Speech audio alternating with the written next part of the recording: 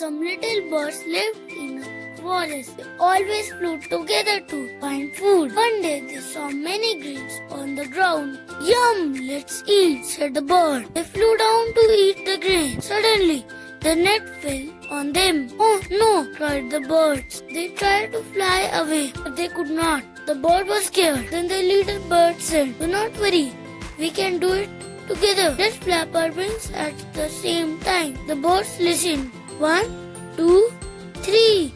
Flap, flap, flap. All the birds flapped their wings together. The net slowly lifted up.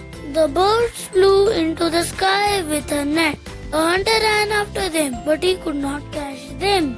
Soon, they met their friend, a little mouse. The mouse chewed the net with a sharp teeth. Chew, chew, chew, chew, chew, chew. Soon, the net broke. The birds were free. Thank you, mouse, said the birds happily. They all flew together home.